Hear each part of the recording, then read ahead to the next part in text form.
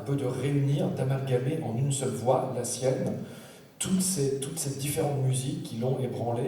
Et surtout, Legrand a quelque chose de terriblement moderne, c'est que c'est quelqu'un qui n'a jamais créé de hiérarchie. C'est que je l'ai souvent entendu dire que pour lui, mettons, une très belle bossa nova pouvait avoir autant d'importance ou de valeur que certaines œuvres de Wagner. Voilà, il n'y a pas quelque chose qui soit noble et moins noble, tout est équivalent à partir du moment où il y a une ambition et où la musique est réussie. Et donc le cinéma va arriver dans sa vie, comme ça dans les années 50, quand il a une vingtaine d'années, donc il est vachement jeune, et d'abord par des petits films, notamment un film avec Darry Cole qui s'appelle Le Triporteur, un polar avec Michel Piccoli qui s'appelle Raph sur la ville. À cette époque-là, lui, il gagne sa vie en étant arrangeur chez Philips. Il va écrire beaucoup d'arrangements pour des chanteurs de variété. Ça l'amuse un peu au début, un peu moins à la fin. Et puis, il va avoir cette chance, qui est une chance presque générationnelle, c'est de correspondre à la nouvelle vague qui va arriver. D'abord avec un grand documentaire qui s'appelle L'Amérique insolite, un documentariste un peu oublié aujourd'hui, qui s'appelle François Reichenbach. Et puis, le destin est en route, son destin est en route, est en marche, puisqu'il y a un jeune cinéaste qui s'appelle Jacques Demy, qui tourne son premier long métrage à Nantes. Le film s'appelle Lola. Il y a un compositeur qui a été choisi pour écrire la musique du film, qui est un premier compositeur, qui n'est pas Michel Legrand. Vous savez de qui il s'agit? Non? Il s'appelle Quincy Jones. Et malheureusement, il a un problème, c'est qu'il est en France pour une tournée, le producteur américain de la tournée fait faillite, et Quincy Jones doit rentrer d'urgence aux États-Unis. Donc Demy se retrouve sans compositeur, et il va se souvenir qu'il a vu ce documentaire, L'Amérique insolite, en se disant peut-être le mec qui a fait ça, peut-être pourrait écrire la musique du film. Et finalement, c'est le désistement de Quincy Jones sur Lola qui va mettre Legrand sur les rails de cette carrière qui se profile pour lui, écrire pour l'image. Il va rencontrer Demy, il va faire Lola, et puis d'autres grands chantiers, d'autres grandes aventures sont à venir, évidemment avec La Paix des Anges, et surtout Les Parapluies de Cherbourg, qui sera le premier film musical de Jacques Demy. Et il y a cette chance que Demy et lui ont quasiment le même âge, donc il y a une vraie rencontre de génération, ils ont vécu la guerre. Legrand disait toujours la guerre, la Deuxième Guerre mondiale a été la grande aventure de notre jeunesse. Et puis il y a aussi le fait qu'il y ait deux couples, c'est-à-dire que Legrand a sa première femme, Christine, s'entendent tous les deux formidablement avec Demy et la femme de Jacques Demy, Agnès Varda. Ils ont des enfants qui ont quasiment le même âge. Et Agnès Varda va également tomber sous le charme de l'écriture de Michel Legrand. Et dans son film, Anouchka d'ailleurs l'évoquait en pointillé tout à l'heure, Cléo de 5 à 7, elle va demander à Michel Legrand d'écrire la musique du film, mais elle va également lui demander de jouer le rôle d'un compositeur, parce que le personnage principal, Cléo, est chanteuse. Donc il lui faut, dans une séquence, il faut un compositeur qui vienne la voir pour lui proposer des chansons. Donc elle va demander au vrai compositeur du film de jouer un rôle de composition dans Cléo de 5 à 7. Et ça va tellement fonctionner, parce que les gens vont découvrir Legrand physiquement, ils connaissaient sa musique, mais ils vont voir l'allure, le personnage qu'il s'est façonné, avec ses lunettes, comme ça, qui lui donnent presque l'allure, alors qu'il a déjà 30 ans à l'époque, mais d'un étudiant un peu intello. Et il y a un autre cinéaste de la Nouvelle Vague, un peu oublié aujourd'hui, qui s'appelle Alain Cugnot, qui, voyant Legrand acteur dans Cléo de 5 à 7, va lui confier un rôle dans un film qui s'appelle L'or et le plomb. Donc je vous ai préparé un petit montage, Legrand, année Nouvelle Vague, Legrand dans Cléo de 5 à 7, et le grand acteur dans L'or et le plomb. Et vous allez voir, dans ce deuxième film, le texte que joue Legrand est complètement improvisé en situation.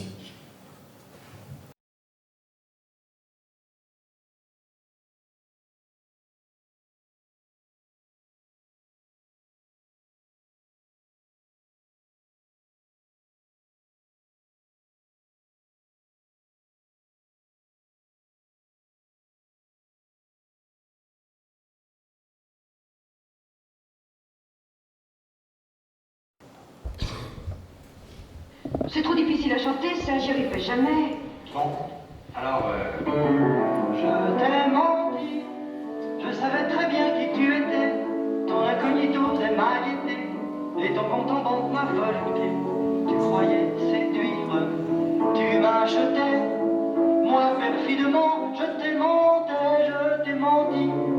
Je t'ai menti. Non, c'est pas moderne, ça. Là d'avant, il est mieux, il est plus... typique. C'est ça. Bon, ben, je vais l'apprendre. Quoi d'autre? Moi, je joue. À quoi? Moi, je joue une chanson. Tout à fait pour vous. C'est facile.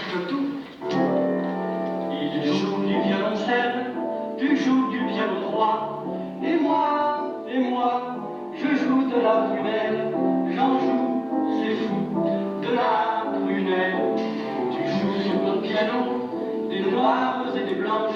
Et moi, et moi, et moi, je joue des hanches. J'en joue, c'est fou, des hanches. Il joue du cornet, toi tu joues du banjo. Et moi, moi je joue contre ça.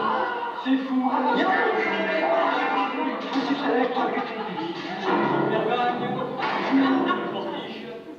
Occupé de cette pensée, il traversa une voie et manqua être renversé par un attelage mené sans conséquence. Furieux sur l'instant, il s'adoucit lorsqu'il vit un jeune persépolitain s'enquérir avec chaleur de son état, s'excuser de la plus élégante manière qui se puisse faire et lui offrir de le conduire où il souhaitait se rendre. Babouk, convainc qu'il allait dans sa direction, puisqu'aussi bien il n'en avait aucune. C'est ainsi que Babouk prit contact avec Persépolis. Voilà, cette vie est merveilleuse. Parce que les gens sont merveilleux au fond, même les moins. Et il faut tellement peu de choses pour vivre heureux, très heureux. La vie c'est tellement simple. Enfin, je veux dire, on tient l'accident. Ça devrait être si simple. Les rues, le ciel, les maisons, les autos, ça pourrait faire un beau décor pour le bonheur, non? Et ça le fera d'ailleurs parce que la vie c'est un mouvement sans arrêt. Et le bonheur aussi, le progrès, on avance, pas des masses. Hein. Pour moi, le bonheur c'est de la musique. Et quand il y aura de la joie partout, ce sera vraiment le triomphe de la musique. Tout ce qui existe contre ça, c'est contre la nature. C'est tellement miraculeux de bouger, de penser, d'avoir des enfants, des amis, d'aimer une femme, d'inventer. Même de conduire une voiture, je sais pas si c'est le bon chemin, ça fait rien. La musique c'est un mystère qu'on organise malgré soi. Je veux dire que... Il est dommage que la musique ait besoin d'une technique. Mais je crois que c'est comme toutes les choses. La musique, je crois que c'est l'amour. Je crois que c'est... qu'on crée l'amour. Je crois que c'est... l'invention de ce qu'on ne peut pas inventer. On est vraiment installé les deux pieds quelque part sur la terre pour ça. Tout est si éphémère, tout est si fragile, mais on a au fond de soi le principal qui est la gravité et la profondeur des choses, non? C'est votre avion? Oui.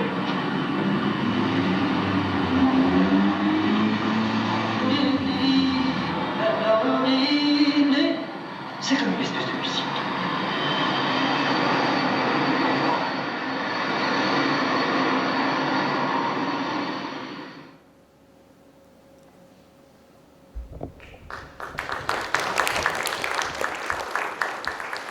Vous avez eu le grand acteur avec ce timbre, ce phrasé qui lui appartenait, même quand il parle, on a l'impression déjà d'entendre le chanteur qu'il allait devenir juste 2-3 ans plus tard, parce que le grand, vous savez, a commencé une carrière, détestait ce mot, mais un parcours de chanteur à partir de 1964.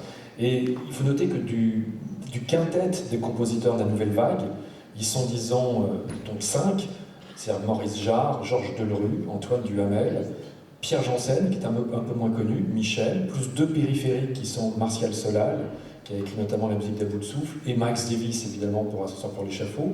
Mais le grand, vraiment en tout cas du quintet, du noyau dur, sera le seul à devenir identifiable, reconnaissable, alors que les autres vont rester dans l'ombre. On ne connaît pas forcément le physique de Georges Delerue ou d'Antoine Duhamel, alors que Michel, lui, était connu, il s'était inventé ce personnage qui traverse des films de son époque, des films qu'il met en musique, et puis qui apparaît dans des émissions de télévision, au piano, au chant ou à la direction d'orchestre. Alors vous savez, donc, on va pas forcément parler très longuement de Jacques Demy, on pourrait faire une conférence sur le sujet. Ça a été une longue fraternité qui a duré 28 ans de collaboration, avec une période haute qui va de Lola à Podane, donc de 60 à 70, et puis une période un peu plus compliquée, un peu plus tourmentée, qui correspond à la traversée du désert de Jacques Demy pendant les années 70, avant des retrouvailles d'ailleurs des deux sur les derniers films de Demy. Il y aura eu vraiment une vraie proximité de travail, notamment évidemment sur les parapluies, sur les demoiselles, sur Podane. Les parapluies est le film par lequel d'ailleurs la planète entière a découvert l'écriture de Legrand, en tout cas au cinéma, puisque Plusieurs thèmes du film vont devenir adaptés en anglais des standards à la fois de variété, repris par des tas d'interprètes, variété et de jazzmen. C'est aussi peut-être le film le plus parfait de Demy, puisque, comme vous le savez, la musique a été complètement écrite, enregistrée, c'est-à-dire l'orchestre et les voix avant le début du tournage, et que Demy a complètement conçu sa mise en scène, son découpage, même la lumière sur la musique de Legrand. Et dans les archives d'Agnès Varda, il y a des documents absolument défenestrants, où on voit quelque chose qui est très rare au cinéma. On voit un metteur en scène, Demy, qui autour d'une même table a réuni tous ses collaborateurs de création. C'est-à-dire qu'on voit le décorateur, c'était Bernard Évin, sa femme, qui était la costumière du film, qui s'appelle Jacqueline Moreau, et Michel Legrand. Et Évin a peint, il a fait des espèces de gouaches, des dessins, des décors, et puis sa femme, elle apporte des petits bouts de tissu de couleurs, et ils essayent pour voir les valeurs de couleurs entre les décors, et la couleur des décors, les motifs des décors, notamment du papier peint sur les murs, et les couleurs des costumes des personnages, pour voir les rapports de couleurs. Et Legrand, pendant ce temps-là, est au piano. Et c'est très très rare au cinéma que, mettons, le décorateur ou la costumière puisse rencontrer, travailler et comprendre ce qu'a fait le compositeur. Et un jour, j'en ai parlé à Legrand, et il m'a dit, mais c'était formidable que toutes les disciplines puissent converger, se rencontrer, se tendre la main. Il dit, par exemple, il y a un moment donné, vous connaissez un peu le film, vous l'avez vu? Ouais. Dans Les Parapluies, il y a un personnage qui est le personnage qui va épouser celui de Catherine Deneuve, qui s'appelle Roland Cassard. Il fait irruption dans cette famille, et à un moment donné, on lui demande, mais qui êtes-vous? D'où venez-vous? Et il se raconte sur un thème qu'a joué Hervé Célin tout à l'heure, qui fait le récit de Cassard, et qui est un thème qui doit rassurer énormément la mère, donc Madame Emery. Mais en fait, la musique dit quelque chose qui rassure, qui est plutôt, disons, optimiste, et en même temps, à l'œil, le rapport de couleur entre le costard et le papier peint doit créer quelque chose, une dissonance. Et donc, d'un côté, on a un discours, et de l'autre côté, il y a quelque chose qui, à l'image, dit le contraire. Et cela doit créer un sentiment de trouble, mais qui est voulu et qui est pensé par le metteur en scène. Donc, ça a été une vraie grande aventure qui a duré, donc, comme je vous disais, 28 ans, avec ces 10 années pleines. Et j'ai retrouvé un jour, il y a, je ne sais pas, maintenant plus de 10 ans, dans les archives d'Agnès Varda, moi, quelque chose qui m'a absolument ahuri, qui m'a dévasté, qui m'a abandonné au bord du précipice. C'est que c'était toutes les séances de travail sur les Demoiselles de Rochefort. C'est-à-dire que quand le magnétophone à cassette a été inventé, Demy a acheté un petit magnétophone et il envoyait ses textes au préalable à Legrand, les paroles des chansons, puisqu'il était aussi le parolier des chansons de ses propres films. Et Michel, qui était une fontaine à musique, sur chaque parole de chanson, écrivait 10, 15, 20 propositions. Et ensuite, Demy venait avec son magnéto, il posait le magnéto à cassette sur le piano, et il enregistrait tout. Et comme ça, il pouvait, chez lui, prendre du recul sur les différentes propositions de Legrand, et ensuite mieux choisir celle qui lui semblait la plus juste. Alors parfois, quand même, il parle, il prend la parole pendant les essais. Par exemple, il y a un personnage qui est joué par Michel Piccoli, qui s'appelle Simon Dame, et on entend, sur la première proposition de Legrand, Demy qui dit, c'est comme le patron, il est le metteur en scène, c'est lui qui a écrit le scénario, qui a écrit les paroles, qui va tourner le film, et il dit à Legrand, écoute, c'est pas mal, mais c'est un personnage un peu gris, un peu verrouillé de l'intérieur, donc enlève-moi du lyrisme. Je veux quelque chose de plus neutre, de plus anonyme. Et donc Legrand ajuste, et nous, au fur et à mesure, on se rapproche de ce qu'on sait être, par anticipation, le point d'arrivée. Et donc, à l'occasion d'un disque, pour les 50 ans des Demoiselles de Rochefort, avec Michel, on avait fait des petits montages avec toutes les versions inédites, non conservées, sur plusieurs chansons. Et je vous ai apporté aujourd'hui ce à quoi aurait pu ressembler la fameuse chanson des jumelles. Alors, on connaît tous la version définitive, vous en avez entendu 15 secondes à tout à l'heure dans le montage. Et bien voici d'autres versions de cette chanson des jumelles. Et on peut en reparler juste après. Donc évidemment, c'est un document simplement audio. C'est une cassette trouvée dans une boîte à chaussures chez Agnès Varda il y a 10 ans. Je vous assure, moi j'étais au bord de la panne de pacemaker quand j'ai vu cette cassette avec marqué Rochefort. Alors j'ai tout de suite compris que ce n'était pas des essais vocaux de Jean Rochefort, mais que c'était les Demoiselles. Et c'est un document inouï parce que ça nous permet d'entrer quasiment en temps réel dans les coulisses de la création. On écoute. Sous le signe des Gémeaux, sous le signe des Gémeaux, nous sommes deux sœurs.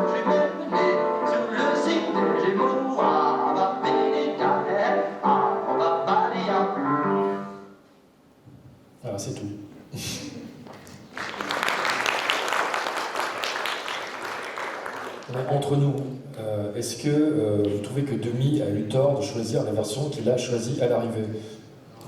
Non. Bon, pour tout vous dire, il y avait un grand concert et une projection des Demoiselles donc pour les 50 ans du film, c'était donc en 2017, il y a 2 ans, c'était en septembre 2017, et on avait présenté rapidement le film avec le grand avant sa projection, donc, et je lui avais fait la surprise de lui diffuser ce qu'on vient d'écouter. Et en public, et il se donnait à lui-même des notes, comme ça, avec ses doigts, faisant signe au public. Et en fait, il trouvait que la version qu'avait choisie Demy, avec son accord aussi à lui, était objectivement la meilleure. Mais c'est très troublant parce que, vous savez, il y a cette théorie qui dit que quand un film est réussi, on ne peut pas imaginer le film avec une autre musique. On ne peut pas non plus imaginer un autre comédien dans un rôle précis. On ne peut pas imaginer le film avec une autre lumière, avec un autre décor. Et là, c'est très troublant parce qu'on se rend compte que finalement, il y a eu des tas d'hésitations, de directions différentes creusées comme ça, avant d'arriver à ce qui semble tellement évident a posteriori, mais qui n'est absolument pas évident a priori. Je voudrais tout de suite vous dire à quel point Michel tenait à une idée, et Hervé pourra le confirmer tout à l'heure, c'est que Legrand était convaincu qu'un créateur, quel qu'il soit, ne devait jamais s'attarder trop longtemps dans le même type de discipline, le même type de travail, et que le risque était très très vite de devenir un rentier, de s'assoupir sur une technique ou sur un savoir-faire. Et Legrand s'est tout le temps mis en danger en cassant immédiatement ce qu'il avait réussi à obtenir. Et sa vie, comme ça, ressemble vraiment à une série de chapitres successifs. Je vous parlais de sa période arrangement, donc, qui est vraiment le métier par lequel il a démarré vraiment à vivre pour vivre de sa plume. Ensuite, c'est les années Nouvelle Vague au cinéma. Et très très vite, il en a eu marre de la Nouvelle Vague. Il a eu une espèce de saturation, un besoin de changer d'air, d'oxygène. Et il est parti, ce qui est un vrai risque, s'installer à Los Angeles, donc en mai 1967. C'est un vrai risque parce qu'à l'époque, il n'avait jamais fait de vrais grands films américains, en tout cas de films de studio, de major. Il était simplement connu pour être le compositeur des Parapluies, dont il y avait eu des reprises par des chanteurs comme Frank Sinatra ou par Louis Armstrong, par exemple. On le connaissait comme ça. Mais il est parti à Los Angeles sans engagement ferme sur un film précis. Et il a galéré pendant les premiers mois de son installation, jusqu'au moment où on l'a appelé pour mettre en musique ce film, dont vous avez vu quelques images tout à l'heure, qui s'appelle L'affaire Thomas Crown. Et j'ai eu la chance, il y a quelques années, d'interviewer le metteur en scène de ce film, qui est un metteur en scène canadien, qui s'appelle Norman Jewison. À l'époque, il sortait de 2 films qui avaient été des succès, l'un avec Steve McQueen, déjà, qui s'appelle Le Kid de Cincinnati, et l'autre qui était un film, une parabole sur la tolérance, qui s'appelle In the Heat of the Night, dans la chaleur de la nuit, avec Sidney Poitier. Et quand il a fait ce film, l'affaire Thomas Crown, il a tourné le film sans penser un seul instant à la musique. Et Legrand racontait toujours que quand il a vu le film pour la première fois, le film durait 5 heures. Et le montage était interminable, parce que finalement c'est une histoire très très mince, et Jewison avait tourné de façon un peu comme un formaliste, en multipliant les plans, en tournant parfois à 3 ou 4 caméras. Et Legrand a eu ce coup de génie de leur proposer, de leur dire, écoutez, laissez-moi écrire une musique sur le souvenir de la projection de ces 5 heures, et ensuite j'enregistre la musique, et ensuite sur la musique on va essayer de trouver la forme du film, de structurer le film. Et le monteur, qui était un très grand monteur, s'appelle Al Ashby, qui est devenu metteur en scène par la suite, a eu l'idée d'utiliser, vous savez, ce principe des split screen, d'utiliser un écran divisé en sous-écran, qui est un système qui a mis à l'époque Tarantino en lévitation. Il a vu le film dans les années de la sortie, il était complètement fou à cause de ce principe, qui a été ensuite réutilisé dans toute une série de films à l'époque.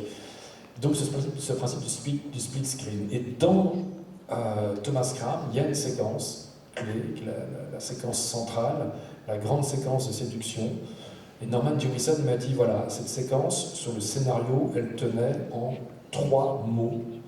Sex with sex. Chess with sex. Des échecs avec du sexe. Alors, on a tourné comme ça, comme une sorte de jeu de séduction, du chat de la souris, entre McQueen et Find Dunaway. Et on a tourné cette séquence qui, au premier montage de 5 heures, durait 40 minutes. Et c'est Legrand qui l'a raccourci, qui l'a amené dans sa version définitive, que l'on va voir et qui dure exactement, je dirais, allez, 4 minutes 50. Et cette séquence est tournée sur un thème qui est le deuxième thème du film, qui s'appelle His Eyes, Her Eyes.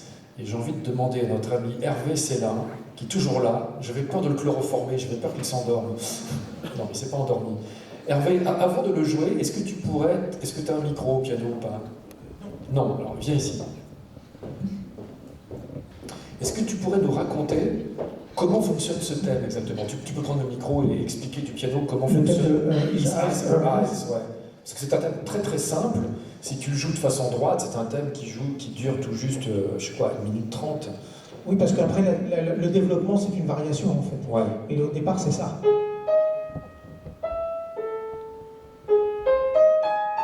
Donc c'est His eyes, her eyes. Ça, c'est déjà une espèce de variation. On revient. His eyes. Et puis, conclusion. Et puis après, on a une... En fait, tu parles de 3 mots. Ouais. On a 3 notes, quelque part. On a 4 notes. Ça, c'est his eyes. Ça, c'est her eyes. Question-réponse. En plus, il y a quelque chose qui est intéressant, c'est que on a une certaine tension dans cette montée-là que l'on n'a plus là. Parce qu'on ne monte pas, on descend. Et le fait d'avoir déjà eu ça, on n'est plus surpris par ça. Ouais. Et l'harmonisation? On est sur quelque chose d'assez lancinant, l'harmonisation.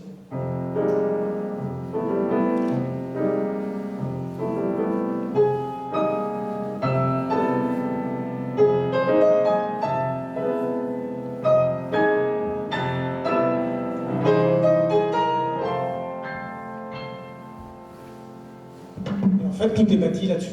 Ouais. Ses yeux à lui, ses yeux à elle. Voilà. Ce jeu de questions-réponses, et vous allez le voir avec dans la séquence une espèce de grammaire où effectivement les plans sont de plus en plus serrés, avec finalement chant contre chant, ses yeux à lui, ses yeux à elle, chant contre chant entre les yeux de Dunaway et les Et yeux. ensuite, une espèce de développement qui est un commentaire de la scène, de la force de la scène initiale, quoi, quelque part. C'est vrai. Est-ce que vous seriez d'accord pour qu'on tente cette expérience? On va demander à Hervé de nous jouer le thème complet avec le B du thème, parce qu'il y a une partie centrale. Tu peux garder le micro. Et que juste ensuite, on enchaîne sur la séquence du film. Ouais. J'aime vraiment votre enthousiasme. Ouais. On y va.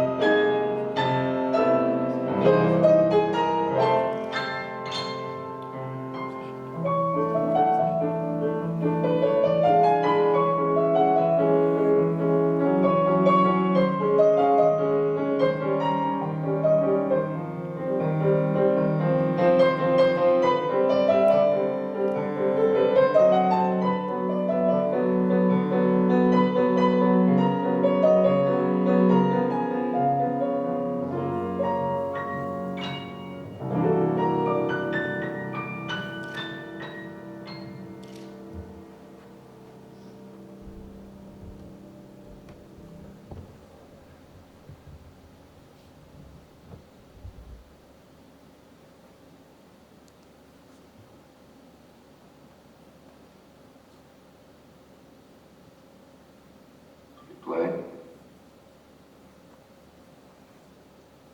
Try me.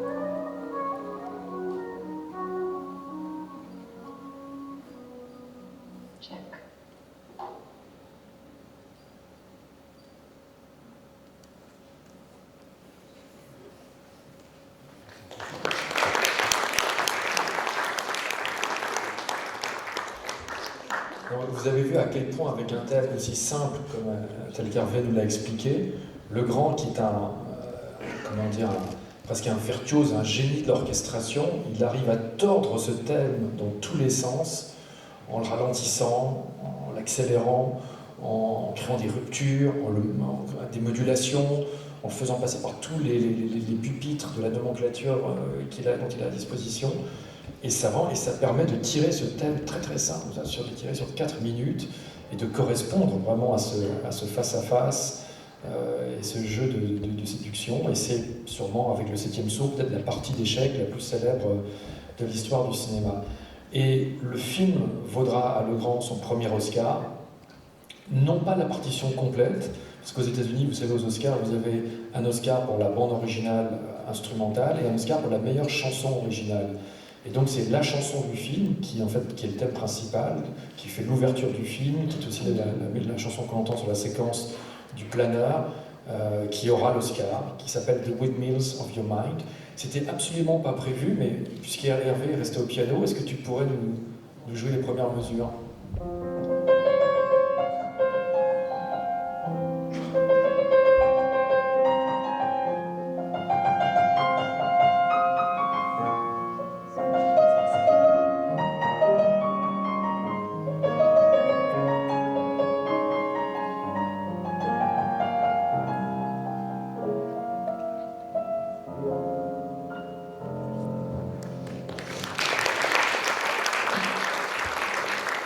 Je voudrais juste dire quelque chose pour revenir sur la séquence d'avant qui est assez extraordinaire, c'est que, je ne sais pas si vous avez remarqué, en fait, cette partie de la phrase, c'est lui, ça c'est elle. Et à travers le génie de l'orchestration de Michel, parce que c'était vraiment ça, après les choses s'inversent. Ça devient lui, ça devient... non, ça devient elle, et ça devient lui, parce qu'en fait, on voit que les rôles s'inversent. Au départ, c'est lui le dominant, enfin, il se prend pour le dominant, et en fait, c'est lui qui est dominé. Et c'est extraordinaire comme rapport de force. Tu vois une sorte de parabole par anticipation entre Édouard Philippe et Emmanuel Macron? Faut toujours que tu casses tout, toi. Hein. Je n'en dirai pas plus. Mais non, mais c'est vrai qu'il y a... Quand Michel disait que pour lui, le compositeur était presque un scénariste invisible, je pense qu'il avait raison, pas forcément que pour lui, le compositeur en cinéma est quelqu'un comme qui va donner une coloration, qui va donner un sens, une intention, une signification qui n'est pas dans l'image dépourvue de musique. Et je vous assure que si on voyait cette séquence sans musique, juste comme ça, avec juste les effets et les quelques dialogues, le dialogue est réduit à sa plus simple expression, ce ne serait pas la même séquence. Et d'ailleurs, c'est aussi ça la chance de cette séquence-là, c'est qu'elle appartient complètement juste à l'image et à la musique, puisque les autres éléments sonores, finalement, sont presque inexistants. Et là, je dirais pas le drame, mais le paradoxe de Legrand, parce que Michel était un homme de paradoxe, un homme de contradiction, c'est qu'il a cet Oscar, mais qu'en même temps, il fait une grave dépression nerveuse. C'est-à-dire que depuis son enfance, depuis le conservatoire, depuis les années de conservatoire, c'est quelqu'un qui a toujours énormément travaillé, qui était hyperactif, et qu'à Hollywood, il va avoir brusquement, il va tomber malade, il va devoir rentrer en France se soigner, et lors de ce soir-là, cette soirée des Oscars 69, qui peut être une sorte un peu de soirée pyrotechnique pour lui, de consécration, de reconnaissance hollywoodienne, il sera en fait en France, en train d'être traité par un médecin, et en ayant en plus perdu l'usage de la parole. Donc, si vous cherchez des images de Legrand qui récupère son Oscar pour Thomas Crown, vous n'en trouverez pas, parce qu'il n'est pas Hollywood à ce moment-là. Et sa dépression va lui faire prendre conscience que sa vie n'est pas aux États-Unis. Il a très peur finalement d'être contaminé par une sorte de mal hollywoodien, c'est-à-dire de devenir, de travailler simplement pour monter des étages socialement, je veux dire, pour aller vers plus de réussite, plus d'argent, plus de profit. Et c'est pas ce qu'il cherche fondamentalement. Et contre l'avis de ses agents hollywoodiens, de son impresario et de son agent, il va dire « Je suis désolé, mais je reste en France, je ne reviens plus m'installer, vivre à Hollywood. Ma vie est en France. » Et ça va être quelque chose d'assez douloureux parce que tout le monde va lui dire « Enfin, tu as un Oscar, il faut que tu en profites. Là, tu vas voir le cinéma hollywoodien à tes pieds. » Et Legrand va refuser de jouer ce jeu-là. Et en vrai homme de paradoxe, en vrai homme de contradiction, il va souvent se comporter comme un enfant, parfois un enfant gâté, qui rêve de quelque chose, qui rêve d'un jouet, mais quand il aura le jouet, il va le casser. Et quand il aura son 3e Oscar, au début des années 80, pour Yentl, le film qu'on va voir tout à l'heure, avec Barbra Streisand, tout le monde va lui dire « Ben voilà, tu as 50 ans, tu as la chance d'avoir eu un 3e Oscar, reviens t'installer à Los Angeles. » Il refusera, il dira « Non, avec Yentl, j'ai l'impression d'avoir atteint un cap, un palier que je ne pourrais pas dépasser, je vais arrêter le cinéma, en tout cas prendre mes distances avec le cinéma, ce qu'il va vraiment faire. » Et voilà, donc c'est un parcours assez étrange avec des zigzags, avec des virages à 180 degrés, et puis des collaborations, des rencontres avec des cinéastes qui vont formidablement se passer. Là, on vient de voir Jemison, on a parlé de Demir, Varda, Godard, Sidney Pollack, sur un film assez curieux qui s'appelle Un château en enfer, Robert Mulligan sur Un été 42, qui lui vaudra son 2e Oscar, donc Rapneau sur 3 films, Joseph Losey sur 4 films. Et puis, il y aura chez Legrand aussi, comme chez tout grand compositeur qui écrit pour le cinéma, des implosions, des cris sans chuchotement, des rendez-vous manqués, des choses qui ne vont pas fonctionner. Parce que Michel était quelqu'un d'entier, Hervé pourra le confirmer, d'assez volcanique parfois. Et donc, vous savez, le compositeur au cinéma, c'est quelqu'un qui doit non pas renoncer à lui-même, mais qui doit ajuster son lui-même à l'univers d'un autre créateur qui est le metteur en scène. Et ça peut passer, et ça peut casser aussi. Michel aura l'honnêteté parfois de refuser des films. Il y avait un grand compositeur de la Nouvelle Vague aussi, Antoine Duhamel, qui disait « Les histoires des autres ne m'intéressent pas forcément ». Un compositeur est un créateur, il faut que le projet qu'on lui propose, il faut qu'il y soit sensible, il faut qu'il le comprenne, il faut qu'il ait envie de passer des semaines avec un metteur en scène. À l'accoucher, à cerner ses attentes. Le metteur en scène, en plus, n'a pas forcément de vocabulaire musical, il n'arrive pas forcément avec des mots comme ça à exprimer ce qu'il attend. Et puis surtout, parfois, le grand le disait toujours, il faut désobéir au metteur en scène pour lui être fidèle.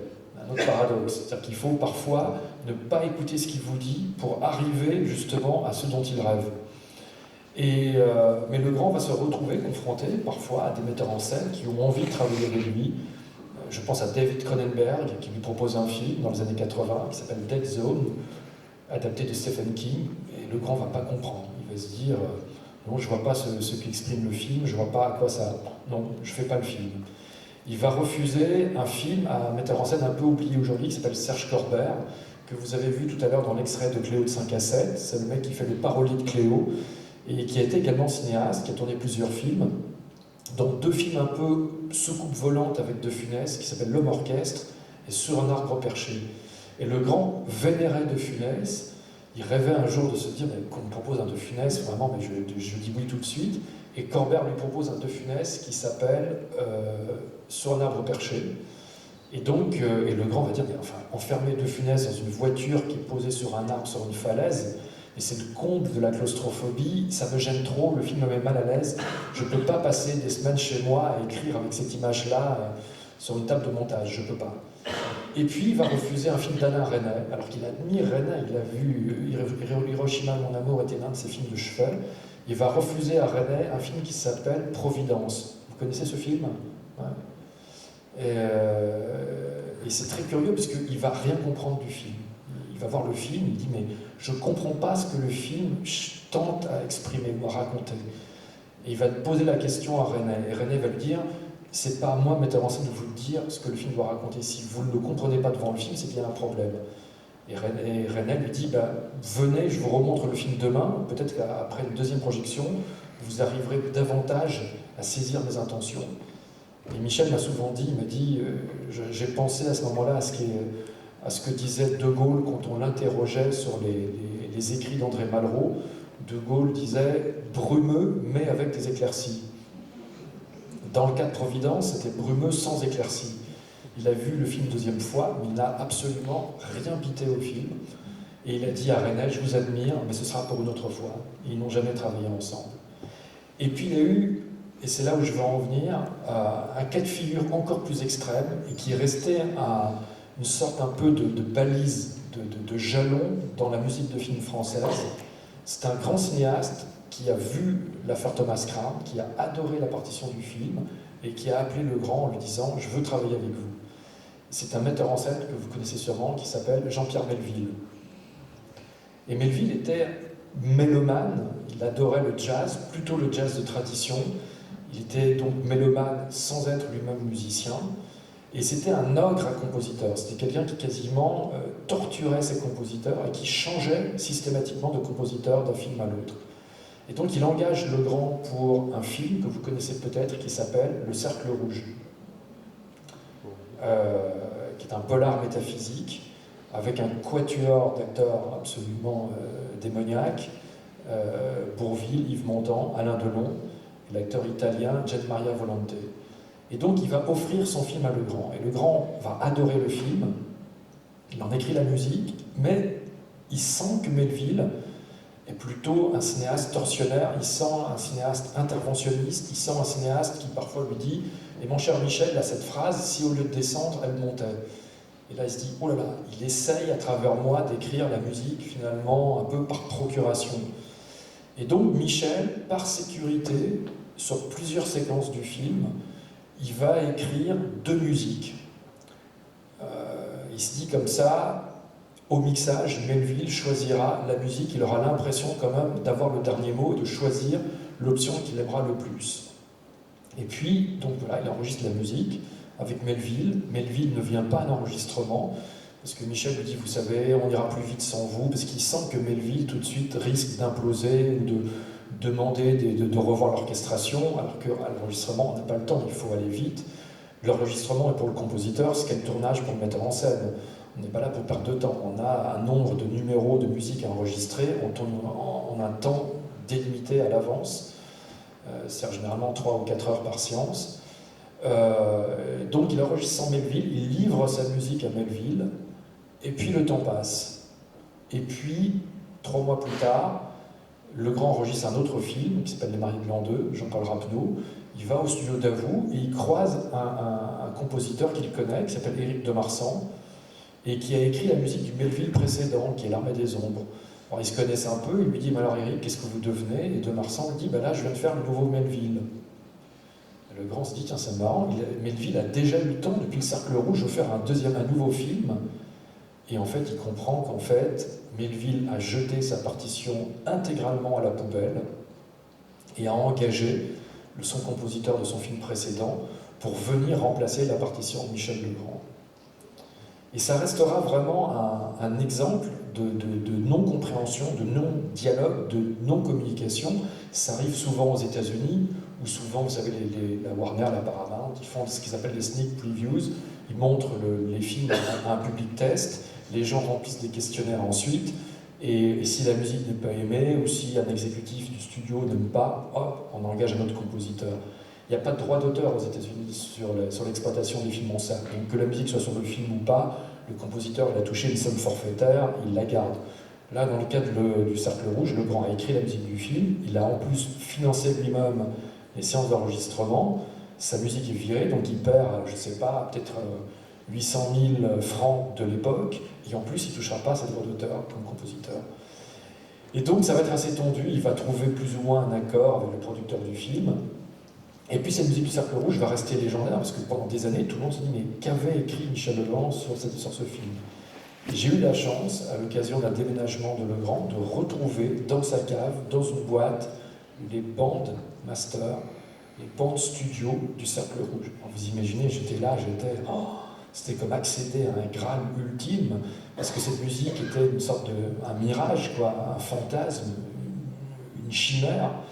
D'abord de pouvoir l'écouter, d'arriver à convaincre un jour Michel de la sortir en disque, il n'était pas très chaud. Il me disait, c'est une blessure pour moi, c'était un échec. J'ai pas réussi à convaincre Melville que cette musique était juste pour le film. Et finalement, bon, il a fini par se dire, allons-y, on la sort, ce sera une victoire sur l'oubli et une victoire sur Melville. Et pour vous, aujourd'hui, je vous ai apporté quelque chose qui est un document. J'ai pris une séquence du Cercle Rouge, une séquence courte, elle dure 1 minute 30, et vous allez la voir 3 fois. D'abord avec les 2 propositions de Michel Legrand, et ensuite avec la musique définitive du film, qui est celle d'Éric de Marsan. Et ensuite, on fera un vote. Non, mais on pourra en discuter ensemble, vous pourrez nous dire quelle version vous avez préférée. Quand j'en ai parlé à Hervé tout à l'heure, il m'a avoué qu'il ne connaissait pas cette musique de Michel Legrand, donc il va la découvrir avec vous. Alors dites-vous bien qu'évidemment, c'est un peu rudimentaire, parce que la musique telle que vous allez l'entendre à la fin, la musique d'Éric de Marsan, évidemment, elle est mixée, c'est-à-dire qu'il y a des effets, il y a des bruitages que vous n'allez pas entendre dans la version Michel Legrand. Là, j'ai juste posé la musique de Michel sur la séquence. Voilà, donc c'est une expérience un peu de laboratoire ce soir à Amiens. J'espère juste qu'il n'y a personne de la famille de Jean-Pierre Melville dans la salle. Non, c'est bon. Vous êtes prêts?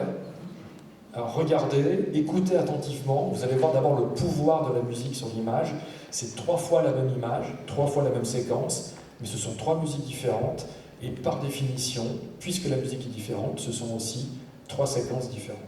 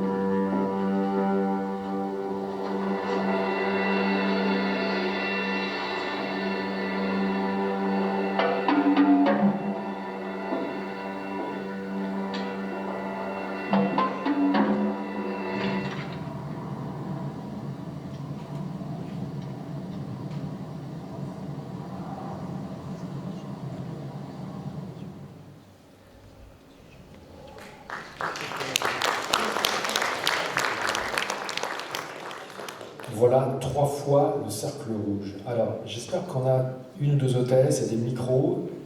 Je voudrais juste qu'on puisse échanger, que vous puissiez nous dire quelle version, comment vous avez ressenti ces 3 versions différentes. Et vous, subjectivement, si vous étiez Jean-Pierre Melville, quelle version vous pourriez choisir? Monsieur?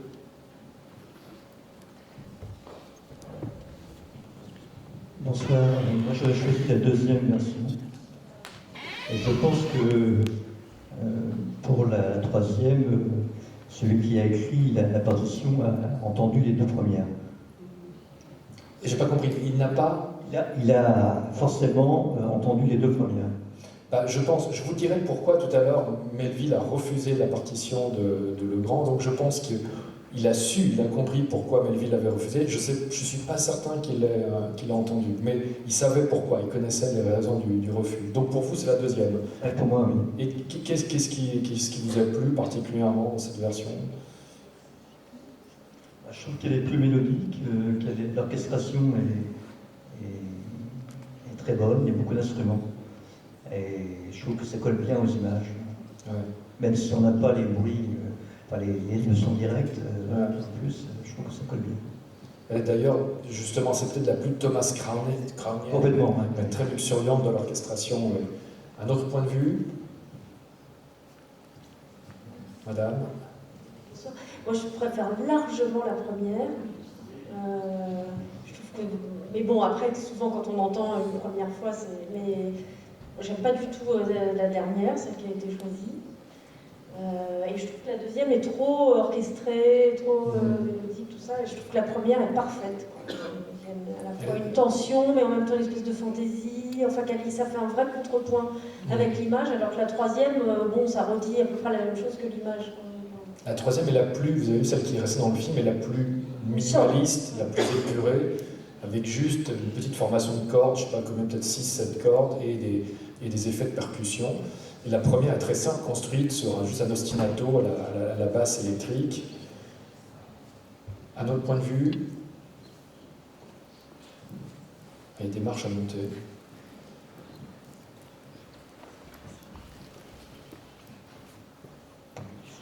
La une également, pour la fluidité et puis pour ça suit le mouvement des 2 personnages. Et l'effet de répétition de l'ostinato correspond au côté répétitif de toutes les tâches qu'ils ont à accomplir pour commettre ce hold-up qu'ils vont faire chez un grand bijoutier à Paris de la place Vendôme. Monsieur? Oui, j'ai l'impression qu'effectivement il y a une question d'accord parce que Melville il est très minimaliste. Et quelque part, les 2 premières musiques, même si pour elles-mêmes on reconnaît bien la patte, elles sont flamboyantes, quoi. Et c'était sans doute pas le parti pris de Melville. On peut être un peu son avocat aussi sur sa ligne, son objectif, une espèce de ligne éditoriale de son film. Et on peut comprendre que ça n'est pas matché, quoi. Ouais. C'est marrant que vous disiez ça. On va en parler juste après. Est-ce qu'il y aura un dernier point de vue? Oui, la deuxième version. Pourquoi? Me semble, parce que la manière dont le piano, au moment où le piano arrive, je trouve ça très... avec le mouvement des acteurs, quoi. Et les gestes qui se font, en ce moment-là, je trouve ça plus pertinent, quoi. Ouais. Et vous avez vu à quel point le travail du compositeur est un travail d'interprétation et d'éclairage au sens de subjectivité sur l'image, parce que c'est assez étonnant de voir que ce film, c'est la même dramaturgie, ce sont les mêmes comédiens, c'est le même traitement, la même mise en scène, et ce même film a déclenché 2 interprétations chez 2 compositeurs aussi différents que Michel Legrand et Éric de Marsan. Je trouve du suspense avec l'apparition du musicien qui va sortir après. Lorsque à l'intérieur, dans l'appartement, il y a quelque chose une liaison entre ce moment-là et le... Voilà. D'accord, merci. Est-ce que, j'ai envie de demander à Hervé, c'est l'un donc qui, lui, musicien et technicien de la musique, et qui découvre ces trois versions. Comment tu les vis, Hervé? Pour moi, c'est flagrant, sans forcément donner un choix. Mais chez Michel, il y a un véritable contrepoint par rapport à ce que racontent les images. Alors que chez De Marsan, on a une illustration des images. Et c'était ce que Melville souhaitait, c'est que la musique ne prenne pas le pas sur les images ou ne permette pas d'interpréter les images autrement que ce que lui avait souhaité. Et c'est vrai que bon, la musique de Marsan, elle est très bien faite, elle illustre très bien les images, mais celle de Michel, elle raconte une histoire qui est complémentaire, voire même nous emmène dans un autre univers que ce que les images peuvent suggérer. Et c'est là qu'on est devant la démarche, comme tu disais, paradoxale de l'artisan créateur. Mais qui en même temps, pour créer, doit passer un filtre, et qui est le filtre du metteur en scène, parce qu'il crée, mais il ne crée pas pour lui. C'est pas comme s'il écrivait une chanson pour lui ou qu'il écrivait pour le concert. S'il écrit une œuvre pour le concert, comme Le Grand l'a fait à la fin de sa vie en écrivant deux concertos, c'est une affaire entre lui et lui-même. Là, c'est une affaire entre lui et un autre créateur, et l'autre créateur est le patron. Mais pour avoir beaucoup travaillé, pas mal travaillé avec lui en séance d'enregistrement de musique de film, au-delà de sa préoccupation de coller au tempo de l'image, il avait à cœur quand même de créer quelque chose qui lui ressemble, qui lui était propre, et amener sa propre vision des images, sa propre mise en scène, sa propre direction d'acteur, de scène, tout en étant très précis sur un timing, mais qui pour lui était plus de l'ordre du tempo. On en revient au jazzman un petit peu. Et puis c'est ce côté paradoxal justement entre l'artisan et celui qui ne se satisfait jamais d'avoir à refaire deux fois la même chose. D'ailleurs, vous savez, Legrand disait toujours, la bonne musique de film doit autant servir le film avec un grand F que la musique avec un grand M. C'est-à-dire que, et ce qu'Hervé a joué tout à l'heure en l'incarnation, ce sont des musiques de film mais qu'on peut reprendre, qu'on peut jouer, et qui ont une vie propre, indépendante, autonome, au-delà et par-delà les images. C'est-à-dire que sur les images, elles ont un sens, elles servent le propos du metteur en scène, et puis elles vivent par ailleurs, elles existent. En tout cas, juste pour terminer sur le cercle rouge, le reproche, parce qu'il a fallu évidemment que Melville argumente son rejet, qui était quand même quelque chose d'une grande violence, il lui a dit, écoutez mon cher Legrand, vous n'avez pas compris le film. Moi j'ai fait un film métaphysique, intérieur, sur la trajectoire de personnages qui ont rendez-vous avec eux-mêmes. C'est-à-dire qu'à la fin, ils vont se retrouver dans le fameux cercle rouge du titre, et 3 d'entre eux vont mourir. Il dit, et vous n'avez pas compris ça, vous m'avez pas écrit quelque chose d'intérieur, vous avez illustré mon action en voyant simplement le premier degré, c'est-à-dire l'aspect polar, vous m'avez écrit une musique qui serait la musique d'un épisode de Mission Impossible. Alors, Michel a essayé de défendre son point de vue, Melville est resté sur le sien, et voilà, et la rupture s'est faite comme ça. Et parfois, pour faire sursauter Legrand, je lui disais tout le temps, je lui dis, mais tu viens à l'inauguration de la rue Jean-Pierre Melville, dès qu'on prononçait son nom, tout de suite, il se crispait immédiatement. Je voudrais juste, avant, parce que je vois déjà le temps qui rétrécit, juste que vous montrer une séquence, une collaboration qui était importante pour Michel, c'est-à-dire qu'évidemment, donc, il a eu ce parcours long, riche, avec souvent des cinéastes qui venaient le solliciter, des gens auxquels il ne pensait pas a priori, mais Tony Gatliff sur un film, Robert Altman qui est venu le chercher après le grand succès de Shortcuts, et puis un cinéaste beaucoup plus jeune que lui, qui est arrivé à un moment donné de sa vie, important, c'était en 2013. Legrand avait peut-être une sorte un peu de conscience inconsciente vraiment de la dernière ligne droite. Il avait passé le cap des 80 ans, il avait conscience qu'en tout cas qu'il n'avait plus 30 ans devant lui. Et il y a un cinéaste qui sortait à l'époque de l'énorme succès critique et même populaire d'un film qui s'appelle Des hommes et des dieux, qui est venu le chercher. Et ce cinéaste s'appelle Xavier Beauvois. Sur un film qui a eu malheureusement, qui est sorti le jour des attentats de Charlie Hebdo, donc le film commercialement a été rincé, il est passé quasiment inaperçu, un film qui s'appelle La rançon de la gloire. Et c'est un fait divers que Beauvois a voulu traiter sur le mode un peu d'une comédie à l'italienne des années 70, entre Scola et Hérésie, et sur un vrai fait divers, c'est-à-dire des SDF suisses qui avaient volé, dérobé le cercueil de Chaplin quelques semaines après son enterrement pour rançonner la famille de Chaplin. Ce qui était un sujet un peu casse-gueule, un sujet un peu comme morbide, macabre, mais Beauvois a vu l'idée de le traiter en donnant à aux deux ravisseurs du cercueil, leur donnant une humanité. En fait, ce sont des paumés et ils le font parce qu'ils n'ont pas d'autres moyens de subsister. Et ils font partie finalement un peu des démunis que filmait Chaplin dans ses films. Et ils sont interprétés par Poulvord et Roche Dizem.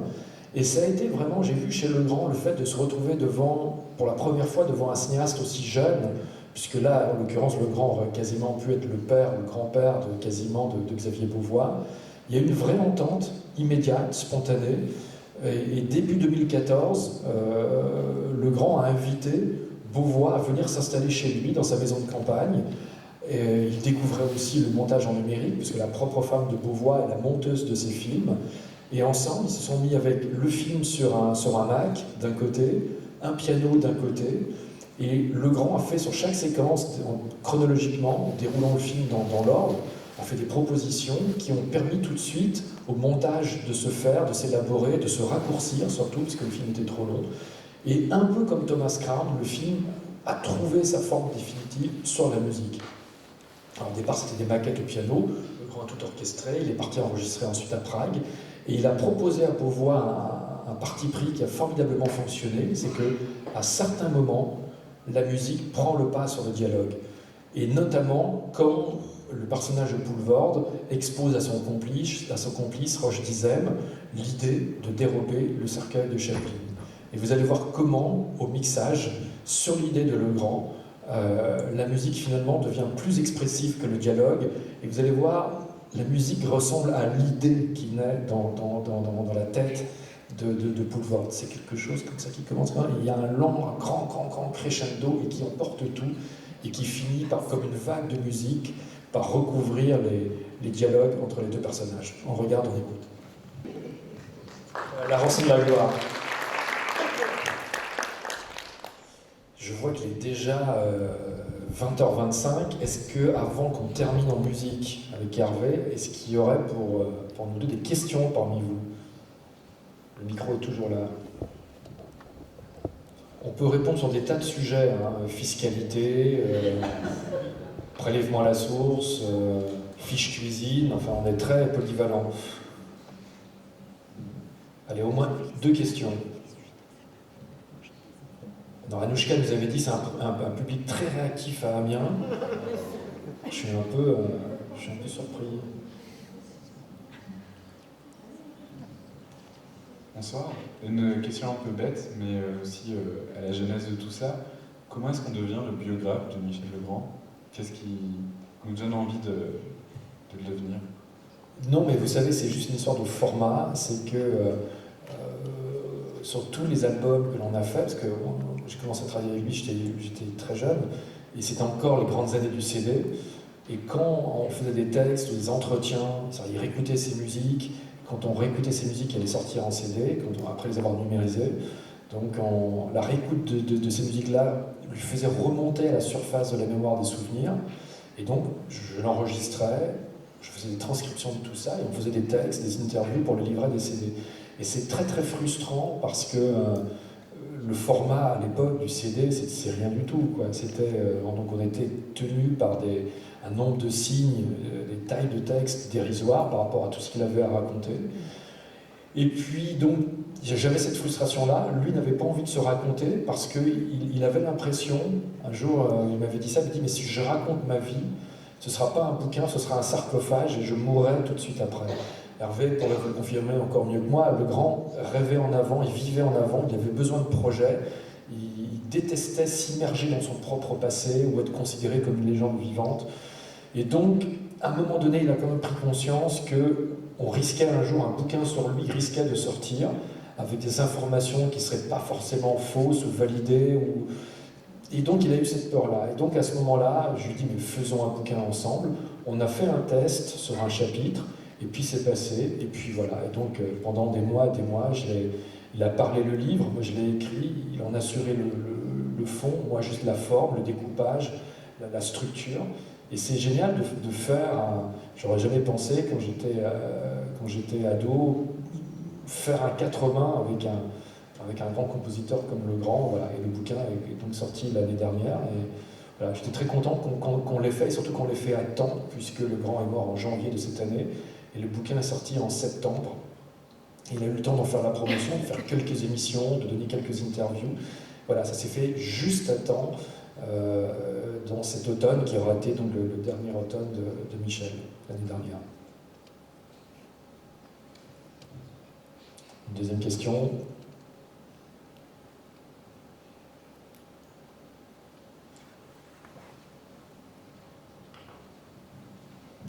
Une question commerciale. Est-ce que Universal sort quelque chose en fin d'année sur Michel?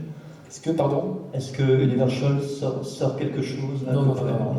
Pour tout vous dire, j'ai commencé, j'ai sorti un coffret de 20 CD de l'année dernière, on a eu le bouquin en septembre, et un coffret de 20 CD, vous imaginez 20 CD, qui est sorti en novembre de l'année dernière, et il y a une espèce je vous raconte un truc, c'est vraiment entre nous, hein. Parce que Legrand était un génie, mais comme tous les génies, il était un peu exclusif. C'est vrai, Hervé, hein? C'est peu dire. C'est peu de le dire.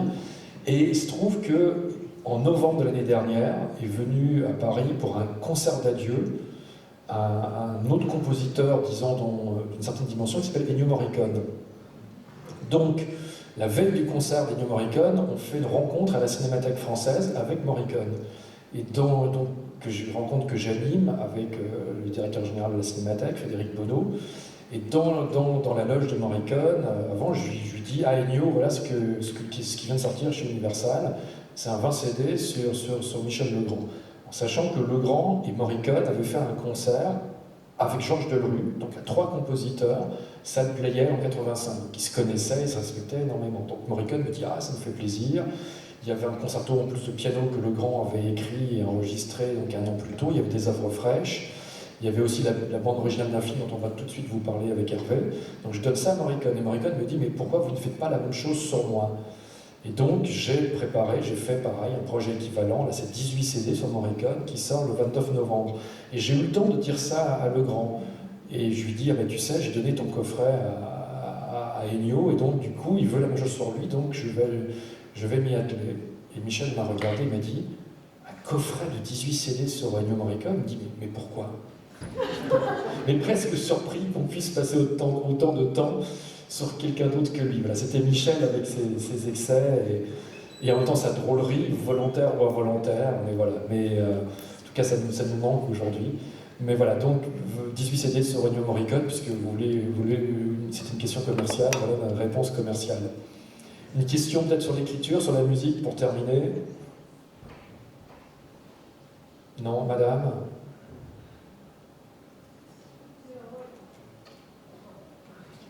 Allez, une dernière question.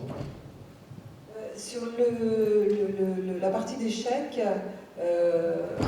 en le regardant comme ça et en sachant qu'on est là en train de décrypter les choses, je me suis posé la question, est-ce que la musique a été écrite après, oui, après que la scène a été tournée, pour que, notamment à la fin, quand Steve McQueen fait les petites choses avec sa bouche, avec ses doigts, il y a les petites notes comme ça qui sont égrenées, c'est volontairement ou c'est la magie à un moment donné Non, c'est que la séquence a été montée complètement sur la musique.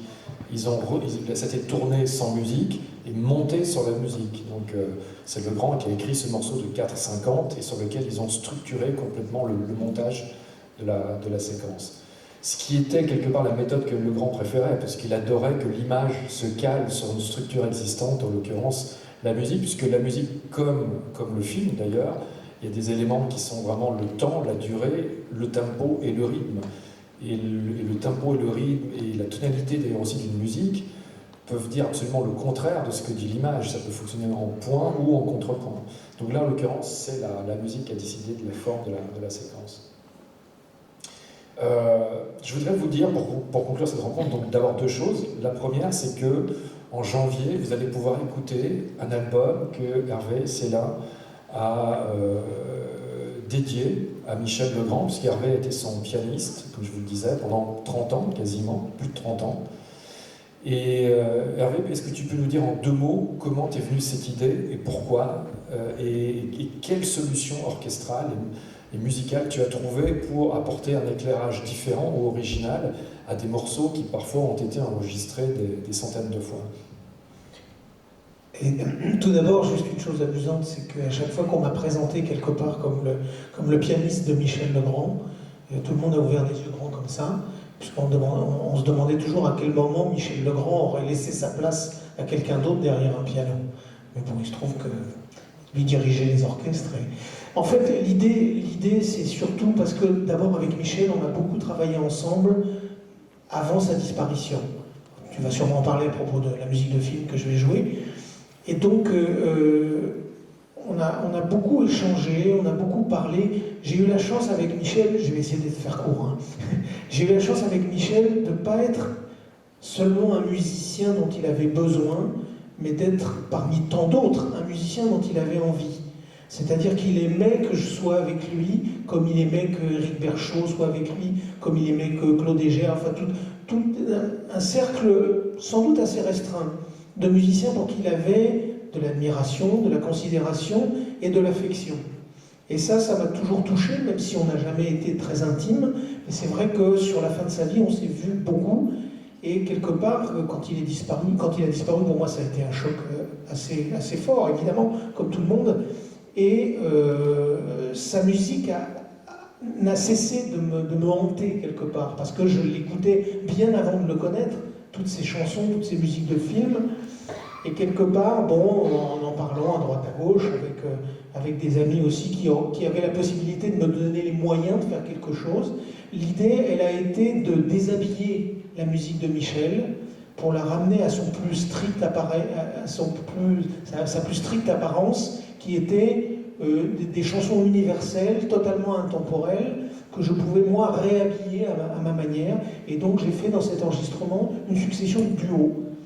Donc avec un violoncelliste qui est Henri de Marquette, pour qui Michel avait écrit un concerto, avec le trompettiste Claude Egea, qui était le trompettiste favori de Michel, et aussi un autre grand pianiste classique, qui était l'autre main, quelque part, de Michel, puisqu'il m'appelait moi pour faire un peu le jazz, et Éric Berchot pour faire les parties classiques.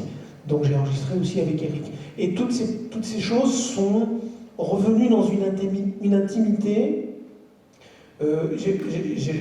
J'ai souvent dit que quand j'ai commencé à travailler sur ces adaptations, je ne savais pas comment j'allais me sortir du fait que j'écrivais pour deux ce qui avait été écrit pour 50, 60, 70, 80 musiciens.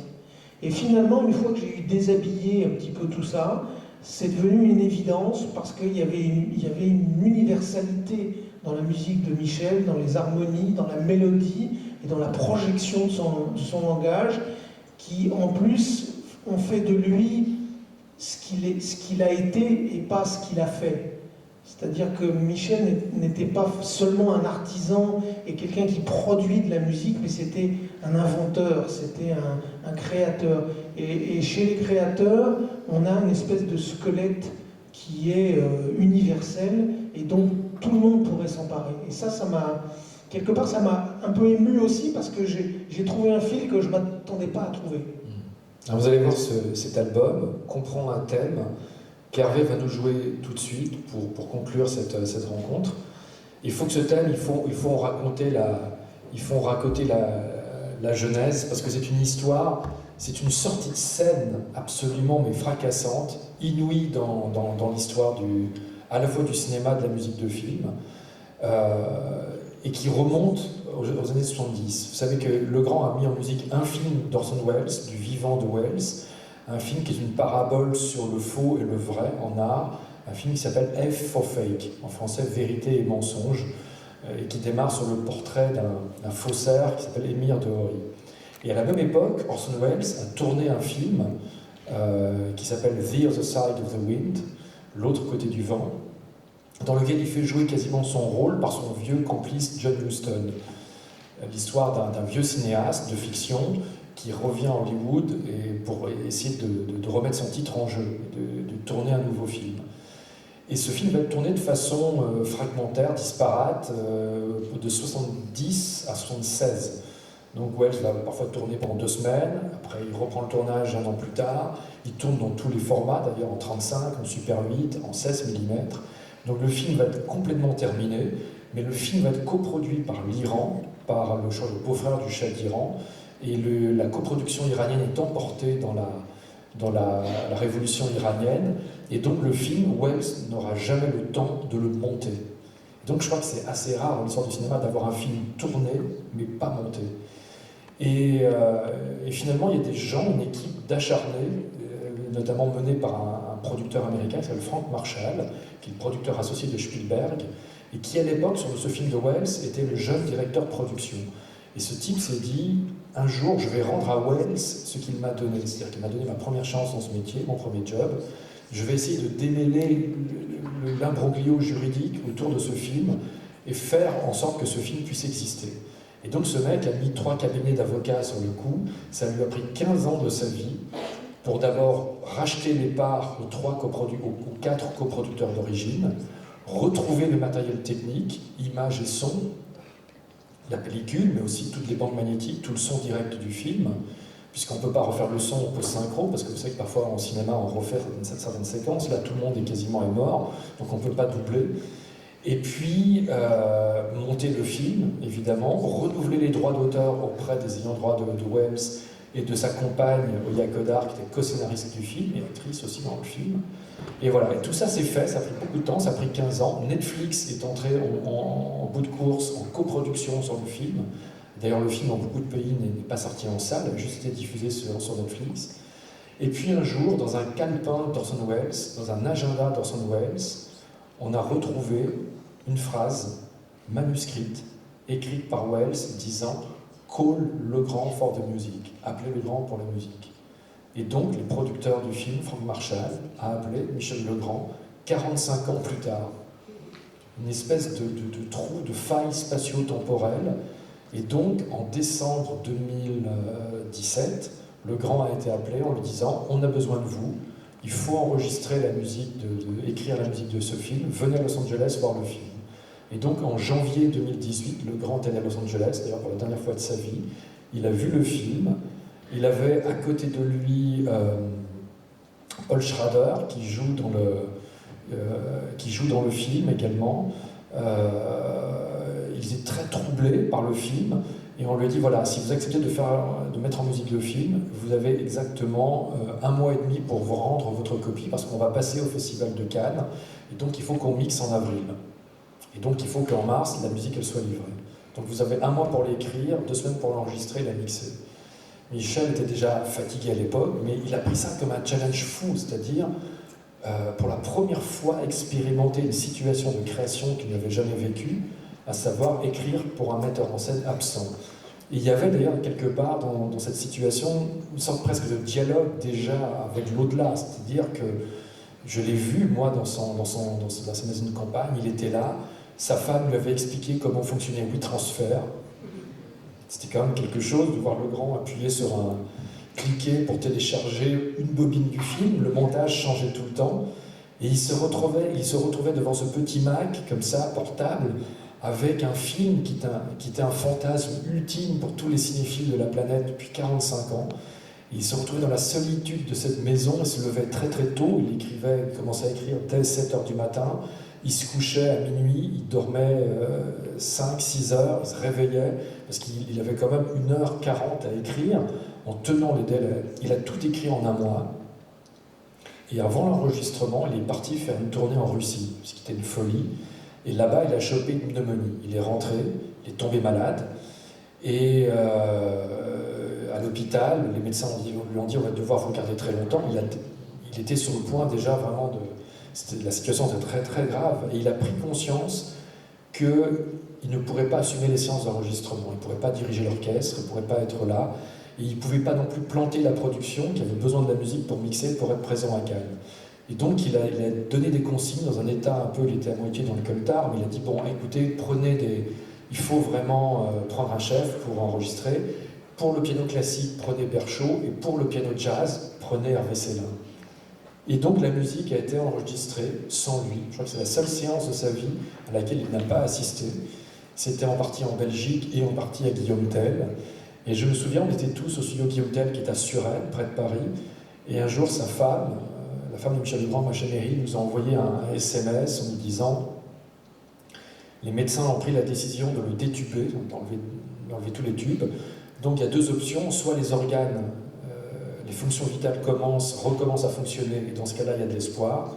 Et si ce n'est pas le cas, il faut s'attendre à une mauvaise nouvelle d'ici la fin de la journée. » Et vous imaginez, vous êtes dans une situation où vous avez une musique qui est jouée devant vous, l'encre est à peine sèche sur les partitions, la musique jaillit de vie, comme ça, de vitalité, d'énergie, et à quelques kilomètres de là, le compositeur est entre la vie et la mort. Et il s'est passé un miracle, c'est que le grand s'en est très très bien sorti. Il a retrouvé la santé, il a recommencé à défier de toutes les lois de la médecine, puisque 3 mois plus tard, il recommençait à faire des concerts dans des festivals de jazz. Il a voyagé, il est allé faire des concerts en club au Japon, il est allé en Grèce, et c'est à l'automne, donc l'automne dernier, que malheureusement la maladie l'a rattrapé, et quelque part, cette première alerte avait été comme presque une répétition, un brouillon de sa propre mort. Et en novembre de l'année dernière, donc ça fait exactement pratiquement, oui, un peu plus d'1 mois, il a assisté à la projection du film de Wells, mixé à la Cinémathèque française. Il a même présenté le film au public en disant « Écoutez, voilà, j'ai écrit cette musique, je n'étais pas à l'enregistrement, et je vais découvrir aujourd'hui comment cette musique a été utilisée sur le film de Wells. » Et c'était un moment assez déchirant parce que dans la solitude de cette journée d'hiver d'écriture, quand il était seul face à ce film, il a écrit pour le final du film un très très beau thème, comme un mouvement lent d'un concerto pour piano, un thème très très intérieur avec une modulation absolument magique.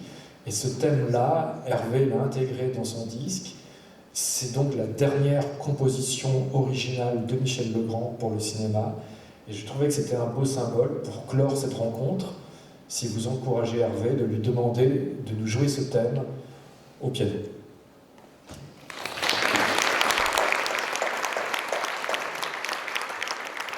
Voilà, donc The Other Side of the Wind, Michel Legrand, Orson Welles, au clavier d'Hervé Célin.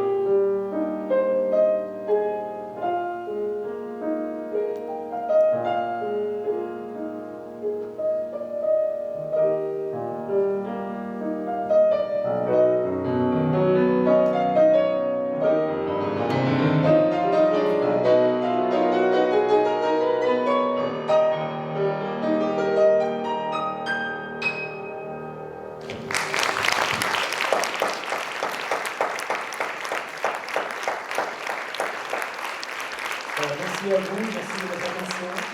Merci Hervé, merci pour cette 2 heures partagées ensemble. Et ici même,